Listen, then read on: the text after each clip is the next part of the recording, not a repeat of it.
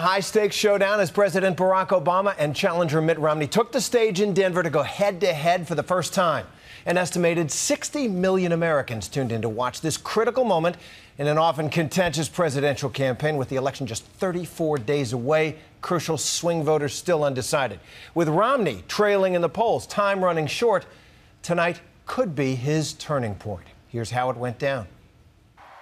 They came out, shook hands, ready for the main event. But President Obama began soft, very soft. A shout out to the First Lady. I just want to wish, sweetie, you happy anniversary and let you know that a year from now we will not be celebrating it in front of 40 million people. Romney graciously followed suit with an easy quip.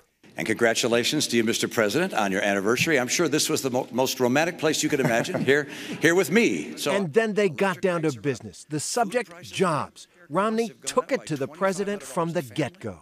Middle-income families are being crushed. It was clear and direct and aggressive. Romney seemed on his game and ready for a fight, hammering away at the grim economic track record of the last 4 years.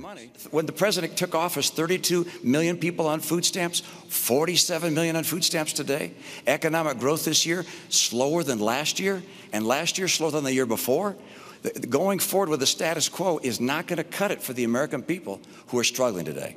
President Obama seemed at first to wander a bit, but found his footing with an answer that slammed Romney as the heir of failed trickle-down economics. Math, common sense, and our history shows us that's not a recipe for job growth. Look, we've tried this. The approach that Governor Romney is talking about is the same sales pitch that was made in 2001 and 2003. And it all culminated in the worst financial crisis since the Great Depression. The body language was fascinating tonight. Romney spoke directly to the president in his answers. Obama spoke mostly to the moderator, Jim Lehrer of PBS. You said you cut the deficit in half. It's now 4 years later. We still have trillion-dollar deficits. The CBO says we'll have a trillion-dollar deficit each of the next 4 years. These two men, they are virtually strangers to each other personally.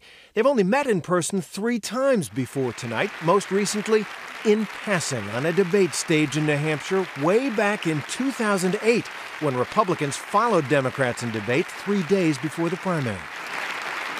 And there was this brief encounter on the campaign trail in 2007. Good luck to you today. You bet. And while they have both reached the pinnacle of party politics, they are so different. Their talents and their paths to power and their debate styles. So much at stake on that stage tonight. This showdown comes at what might be the critical moment in this campaign, a hinge of political history. Polls show the race tightening, just 34 days left in this campaign. And you can already sense in the crowds the special energy of the home stretch. But tonight, surprisingly, and in contrast to the daily scrap on the trail, no zingers, no roundhouse punches, hardly any humor. Instead, long answers, sometimes dense arguments. The president struggled to score points on what polls show is Romney's biggest vulnerability. Most voters believe he favors the rich, and Obama tried to portray the Romney-Ryan plan for Medicare in that light. When you move to a voucher system, you are putting seniors at the mercy of those insurance companies. And over time, if traditional Medicare has decayed or fallen apart, then they're stuck. For his part, Romney zeroed in on what may be Obama's big vulnerability, the unpopularity of his health care plan, and the sense that he took his eye off the economic ball when he pushed for it. I just don't know how the president could have come into office facing 23 million people out of work, rising unemployment, an economic crisis at the kitchen table, and spent his energy and passion for 2 years fighting for Obamacare instead of fighting for jobs for the American people. President Obama and Governor Romney have been battling it out on the stump, barnstorming the swing states and flooding the airwaves with increasingly negative ads. Obama quietly ended work requirements for welfare. You wouldn't have to work and wouldn't have to train for a job. In the crosshairs on the stump and in the Obama ads, 47% of the people who will vote for the president no matter what. That infamous tape of Romney seeming to write off millions of Americans. Who believe that they're entitled to health care, to food, to housing. But astonishingly, in the debate tonight, those comments never came up. Obama declined an opportunity or simply whiffed when given the chance.